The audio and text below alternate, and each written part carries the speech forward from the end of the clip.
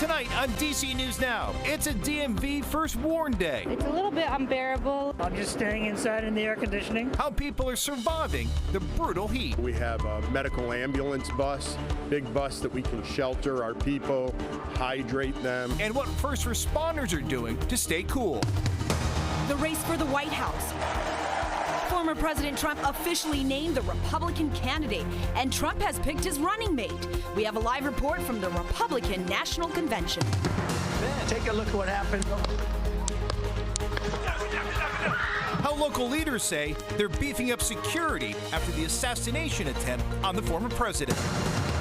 Women in a Northwest DC neighborhood are on edge. This is an incredibly frightening and terrifying situation we find ourselves in. A possible stalker in the area is forcing them to be on high alert. Saving money while shopping. Which grocery stores offer the best deals on some of the most essential food?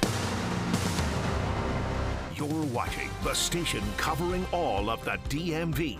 This is DC News Now.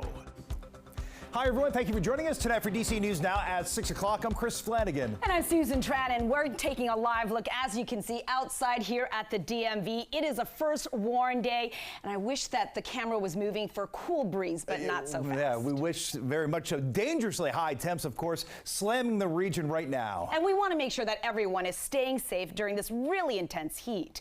We have team coverage for you tonight. Our Leonard and Fleming will join us shortly in the district. He is checking to see how the people in D.C. are really trying to stay cool in these dangerous conditions. Yeah, and our Kevon Dupree is in Montgomery County as well, how firefighters are coping with this heat.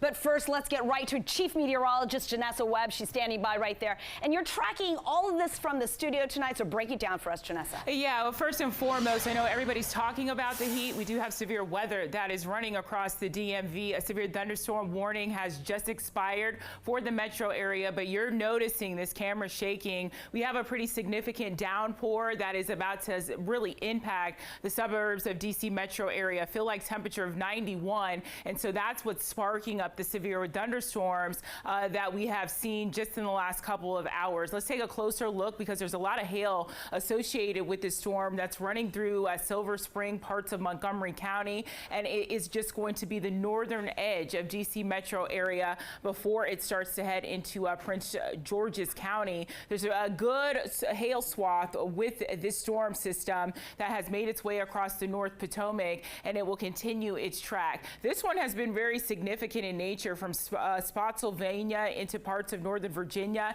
even Stafford County. You're under a severe thunderstorm warning until 6:30.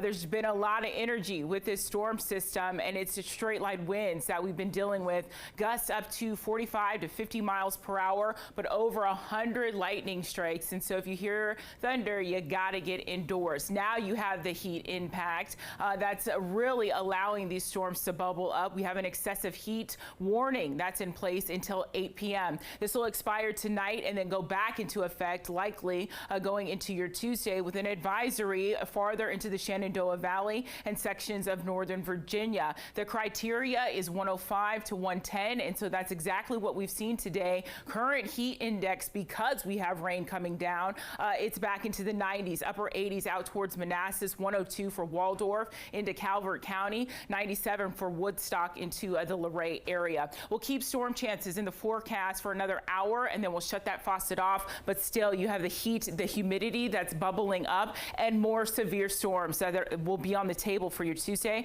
I have that forecast coming up. Meanwhile, our team coverage continues tonight with our Leonard and Fleming. He's at the Georgetown Waterfront, where people are still out and about despite this brutal heat.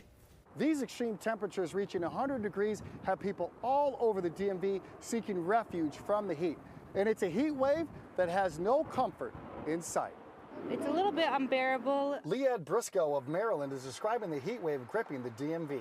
She just moved to Maryland from the dry heat of Las Vegas. Different kind of heat. It's much more humid here. I've been moving a house, so it's really hard to be out in the heat moving. But you know, in the AC, it's good. It's blazing hot in the DMV as temperatures continue to soar. While less boaters are out on the Potomac, it hasn't stopped people from spending time outside on the water or walking their dogs. If I had a choice, I'd be home where it's cool, and so would she. David Van Duzer of Virginia walks his dog Gigi 3 times a day, regardless of the heat. I'm just staying inside in the air conditioning and drinking lots of iced tea.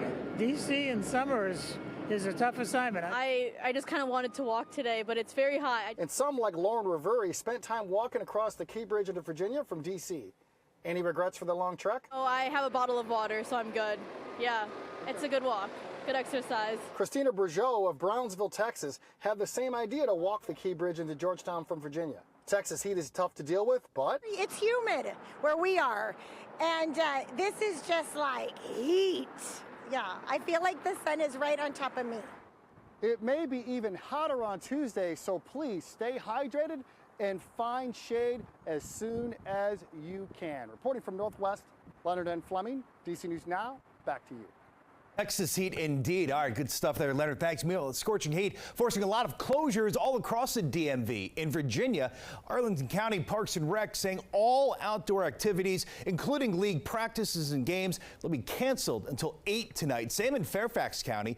And in Maryland, the Montgomery County Executive Office Building in Rockville, that is no AC, but we're told it is expected to reopen tomorrow. Let's stay in Montgomery County, and while most of us are really trying our best to stay indoors in the AC, first responders, they really just don't have that kind of luxury. DC News Now's Kevon Dupree spoke with Montgomery County's Fire and Rescue about how they're staying safe while still protecting the community. Battalion Chief Jason Blake says firefighters sometimes wear 50 to 100 pounds of gear when responding to calls. Because of that, he says they take several precautions to protect themselves from the additional heat the summer brings. The fire department has specific protocols it follows for high heat days. First thing we do is we cancel all of our outdoor activities, our training, any type of thing that would happen outdoors other than calls for service. Blake says when firefighters do respond to calls, their crews only work in 10 to 12-minute cycles with breaks in between. We have a medical ambulance bus, big bus that we can shelter our people, hydrate them. We have the Community Emergency Response Team, CERT. They bring out fans, misters, cooling chairs. When they're at scenes for hours, a special unit comes to bring even more supplies. The canteen, which comes out and gives more liquids, Gatorade, water, food, to help people replenish for those long work periods.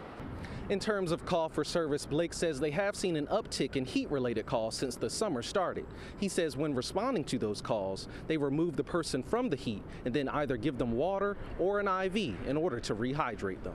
Reporting in Rockville, I'm Kevon Dupree, DC News Now. And if you do need a place to stay cool and maybe cool off a little, we have a list of resources online. Just go to dcnewsnow.com, go to the Weather tab, and then click on DMV Extreme Heat. A breaking development in the race for the White House. Former President Trump has named Ohio Senator J.D. Vance as his running mate. Now, Trump made the announcement on Truth Social earlier today, saying in part, after lengthy deliberation and thought, and considering the tremendous talents of many others, I've decided that the person best suited to assume the position of Vice President of the United States is Senator J.D. Vance of the great state of Ohio. Now, we're going to have more on Trump's VP pick, as well as all of the other headlines coming from the Republican National Convention in just a few minutes when we go live to our national correspondent who is there in Milwaukee with the latest. You want to really see something that said, take a look at what happened.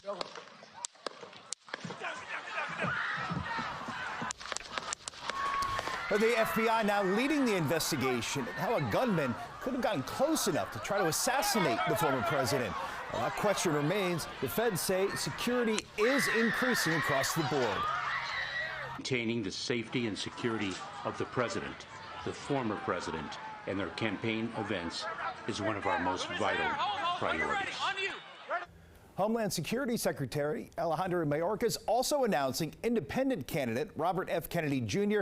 will now also receive Secret Service protection following President Biden's request. Back in the DMV, Virginia Governor Glenn Youngkin has ordered all flags in the Commonwealth be lowered to half staff. This is to honor the former Pennsylvania volunteer firefighter who was killed during that attempted assassination. Officials say Corey Campador died while protecting his family from the gunfire. Now, Governor Youngkin saying in a statement, Virginia stands in solidarity with and extends prayers to all Pennsylvanians, especially those who remain in critical condition and their families. Now, D.C. police say that they are increasing patrols in the nation's capital, but this is just out of an abundance of caution. In a statement on social media, they wrote, while there are no known threats to the District of Columbia, we urge our community to remain vigilant and help keep our community safe. All right, it is a big night, a special night here at DC News Now. We're welcoming our friend, Susan Tran, to the anchor desk here at DC News Now. So welcome. So great to have you back. I am so excited to be here. I was here for a 3-month stint in the winter. I had so much fun. I begged them to let me come back, and I convinced them. You to come back. No, we're just thrilled to have you here, and you're so awesome, and I know the viewers love you, and it's just congratulations and welcome. Thank you. And Janessa, I mean, you really just brought on the heat for my arrival. I know Boston is kind of a different weather pattern out there, but welcome to the heat, and we're just so happy to have you. Thank you. All right, you're not going to turn the temperature down. I definitely am not. Okay. Sorry. Welcome, Susan. Thank you. This is awesome. All right.